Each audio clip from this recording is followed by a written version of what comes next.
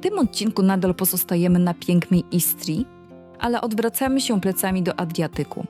To jest moment, w którym większość kończy swoją podróż po Istrii. A Istria wtedy tylko się uśmiecha, bo jej druga twarz jest schowana dalej od morza. Za wzgórzami, w lasach, w kamiennych miasteczkach, w dolinie rzeki Mirna, w gajach oliwnych, konopach, gdzie makaron robi się po to, żeby połączyć go z truflą, gulaszem albo sosem, który pachnie ziemią i cierpliwością. Dzisiaj będziemy szukać smaku. Zaczynamy w Motowunie. Motowun najpierw widzisz z daleka. I to jest ważne. On najpierw pojawia się na wzgórzu, jak kamienna wyspa nad zieloną doliną. Pod spodem płynie Mirna. Wokół są lasy, pola i mgły, które rano potrafią przykryć dolinę tak, że miasteczko wygląda, jakby unosiło się nad ziemią. Motowun nie jest tylko ładny. On ma wypracowaną pozycję. Położony wysoko, patrzy daleko i od razu przypomina, że takie miasta nie powstawały dla dekoracji. One miały widzieć, kontrolować, chronić i przetrwać. Takie wzgórze daje bezpieczeństwo. I to czuć w murach. Kiedy wchodzisz do Motowun, życie zwalnia tempo. Bruk pod stopami nie pozwala się śpieszyć. Kamienne domy rzucają cień, a kiedy spojrzysz za mury, dolina Mirny wygląda jak zielone morze. Ale Motowun wyróżnia jeszcze jedna rzecz działająca na zmysły. Zapach, bo to jest stolica truflowego klimatu Istrii. Tu nie chodzi tylko o to, że w restauracjach podają dania z truflami. Tu cały krajobraz pasuje do tej historii. Lasy pod wzgórzem, wilgoć, ziemia, psy, które potrafią znaleźć pod ziemią coś, czego człowiek sam nigdy by nie zobaczył.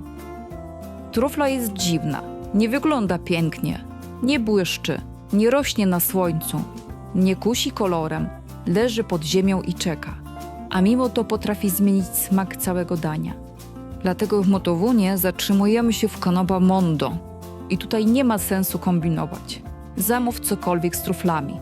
Jeśli chcesz coś mocniejszego, weź lokalne mięso z kremem truflowym.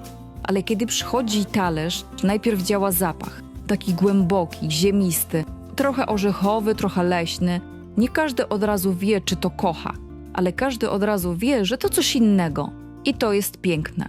Bo w świecie, gdzie wiele dań smakuje podobnie w każdym kraju, trufla mówi do nas jasno. Jesteś tutaj, na Istrii, nie gdzie indziej. Siedzisz w Motowunie, jesz makaron z truflą, patrzysz na stare mury i nagle rozumiesz, że zielona Istria nie potrzebuje morza, żeby robić wrażenie. Ona ma swój własny głos. Cichszy, ale głębszy. Po takim początku ruszamy dalej. Do miasteczka, które nie pachnie już tylko truflą, ale sztuką, kwiatami i starym kamieniem. Groźnian jest inny niż Motowun. Motowun stoi dumnie i patrzy z góry. Groźnian bardziej zaprasza do środka. Po prostu pozwala, żebyś wszedł w uliczki i sam odkrył, że prawie każdy róg ma to swój mały sekret. Galeria, pracownia, stare drzwi, zielone okiennice, kwiaty. Kot siedzący na murku, jakby to on sprzedawał bilety do miasta. Groźnian nazywa się miastem artystów. Tu naprawdę czuć, że ludzie przyjechali do Groźnian tworzyć, grać, malować, wystawiać ceramikę, słuchać muzyki i żyć trochę wolniej. Wypij dobrą kawę, zjedz rzemieślnicze lody albo po prostu spaceruj bez celu. Nie trzeba wcinać tu wielkiej kolacji.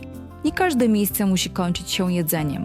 Czasem kulinarna podróż potrzebuje też przerwy, żeby smak poprzedniego miejsca został w ustach trochę dłużej. Groźnian jest taką przerwą. Bo idąc jego uliczkami, widzisz, że Istria nie jest tylko regionem do jedzenia i plażowania.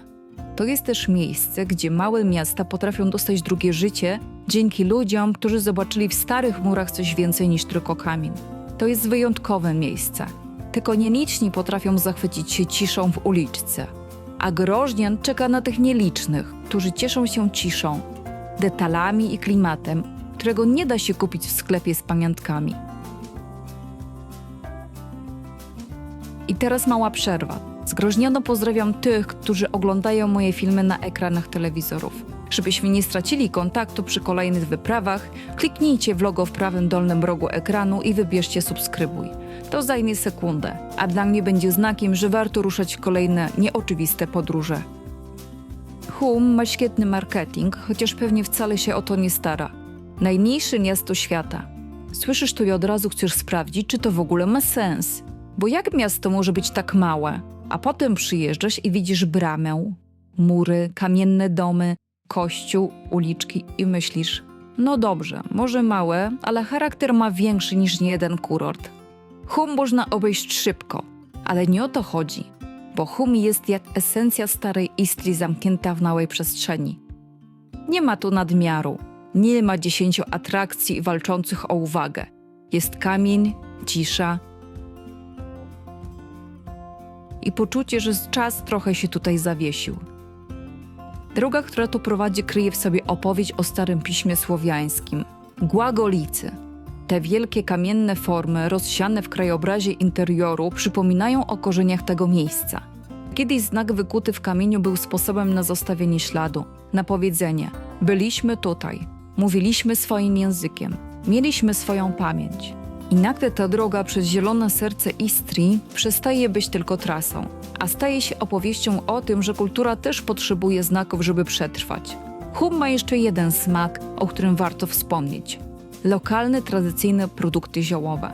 To tradycyjne wyroby z jemiołą, mocne, ziołowe i trochę tajemnicze. Warto wiedzieć, że w Humie tradycja kryje się w małych, lokalnych manufakturach. To esencja tutejszej przyrody zamknięta w szkle. Po Humie jedziemy dalej, do miejsca bardziej kolorowego, bardziej otwartego i zawieszonego między lądem a morzem, do Labin. Labin ma inną energię. Nie jest tak bajkowy jak Motowun, nie tak artystycznie cichy jak Grożnian, nie tak miniaturowy jak Hum. Labin jest bardziej żywy. Kolorowe fasady, zaułki, schody, rynek, dzwonnica i widok na Rabat, który leży niżej, już bliżej morza. I to jest ciekawe, bo Labin pokazuje, że zielona Istria nie odcina się od Adriatyku całkowicie. Ona tylko stoi trochę wyżej. Patrzysz z miasta i gdzieś dalej widzisz błękit. Jak przypomnienie, że morze jest blisko, ale tutaj rządzi kamień, historia i wzgórza. Labin warto poznać na niespiesznym spacerze.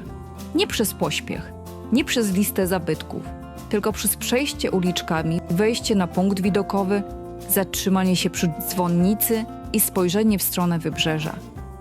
To jest dobre miejsce, żeby powiedzieć coś ważnego o Istrii. Ona nie ma jednej twarzy.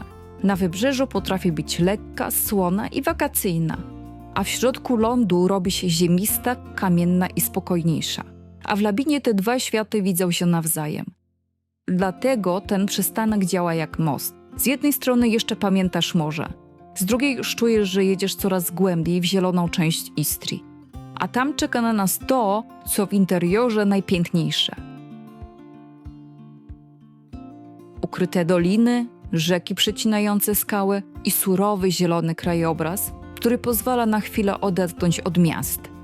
To miejsca, których turyści statyści nigdy nie odkryją, bo śpieszą się na plażę, a to właśnie w tych leśnych zakątkach zielona Istria ma swoje największe sekrety.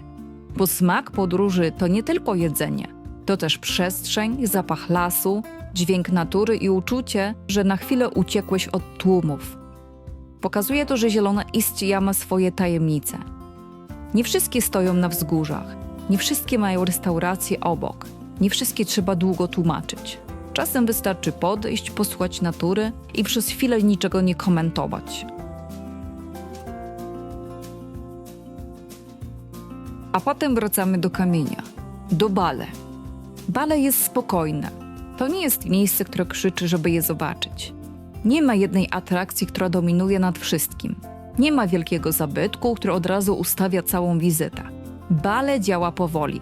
Kamienne uliczki, łuki, stare domy, detale, które zauważasz dopiero wtedy, kiedy przestajesz iść za szybko. To miasteczko wygląda, jakby czas nie zatrzymał się tutaj całkowicie, ale na pewno zdjął nogę z gazu. Bo po Motowunie, Grożnianie, Humie i Labinie docierasz do miejsca, które nie musi nic udowadniać. Bale jest do spaceru, do oddychania, do pokazania, że Istria potrafi być piękna bez wielkich nazw i bez tłumów. Można tu powiedzieć, są miasta, które chcesz odwiedzić od razu, bo mają mocną historię. I są takie, które lepiej po prostu przejść w ciszy. Bale jest właśnie takie. Po spacerze należałoby zjeść coś wyjątkowego, bo zielona Istria musi skończyć się przy stole. I to nie byle jakim. Jedziemy głębiej w stronę trufli. Motowun pokazał nam trufle na talerzu, a Karlić Tartufi pokazuje, skąd ta historia się bierze. Bo trufla nie pojawia się magicznie w restauracji.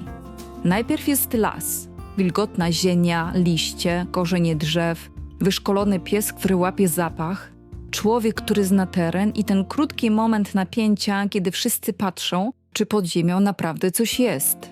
Polowanie na trufle to nie polowanie w klasycznym sensie. Nie ma hałasu, nie ma pośpiechu, jest skupienie. Pies prowadzi, człowiek obserwuje, las milczy. I kiedy pies zaczyna kopać, nawet mała grudka ziemi robi się interesująca, bo być może znalazł truflę. Małą, brzydką, niepozorną, a jednak wartą więcej uwagi niż najładniejszy owoc na targu. W Karlić Tartufi warto potraktować to nie jako atrakcję, tylko jako spotkanie z ludźmi, którzy żyją tym tematem od lat. Po lesie przychodzi czas na degustację. Spróbuj fritai z truflami, czyli jajka z truflą. Jeśli pojawi się makaron albo pasta truflowa, też warto. Ale najważniejsze są jajka. Dlaczego? Bo jajka i trufla to połączenie, które pokazuje prawdę o tym składniku. Nie trzeba wymyśleć skomplikowanego dania. Nie trzeba budować menu z 15 składników. Wystarczy coś prostego, żeby trufla mogła przejąć głos. I nagle zrozumiesz, że zielona Istria smakuje wyjątkowo. Ale jest jeszcze jeden akcent, którego skosztujesz w zielonej Istrii. Muszkat momiamski jest aromatyczny, idealny na zakończenie degustacji, co zostaje na języku jak ostatnie zdanie dobrej historii. Po Karlić Tartufi zielona Istria jest już kompletna. Ale zanim skończymy, zatrzymamy się jeszcze przy jednym stole. W miejscu, gdzie Istria robi się bardziej domowa, bardziej mięsna i bardziej tradycyjna. Konoba Stari Podrum w okolicach Momianu to dobre miejsce na finał zielonej Istrii. Nie dlatego, że trzeba zaliczyć kolejną nazwę. Dlatego, że po truflach, spacerach i wzgórzach dobrze jest usiąść w miejscu, które opowiada Istrię przez kuchnię bardziej konkretną. Tu zamówiłabym domowy makaron z truflami albo mięso buszkarina, jeśli jest dostępne. Buszkarin to tradycyjne istryjskie bydło i kiedy pojawia się w menu, nie jest tylko mięsem. Jest częścią lokalnej historii. Możesz też iść w stek z truflami, jeśli chcesz połączyć dwie rzeczy, które Istria robi bardzo dobrze. Mocny smak mięsa i intensywny aromat trufli. Zielona Istria zaczęła się wysoko, w Motowunie, nad Doliną Mirny, a dawne pismo zbliżyło nas do korzeni tego regionu. Która Istria jest prawdziwsza? Ta niebieska z morzem Rowini, Pulą, Ostrygami i klifami? Czy ta zielona z Motowunem, truflami i kamiennymi miasteczkami? Moim zdaniem poznasz prawdziwą Istrię, kiedy przestaniesz wybierać i poznasz obie jej twarze. Jeśli pierwszy odcinek był o Adriatyku, to ten był o ziemi. O tym, co rośnie, dojrzewa, pachnie i czeka. I chyba dlatego zielona Istria zostaje człowieku trochę dłużej. A jeśli lubisz odkrywać miejsca nieoczywiste, subskrybuj mój kanał, by być częścią społeczności podróżującej bez klapek. Zarówno tych na stopach, jak i tych na oczach. Do zobaczenia na szlaku.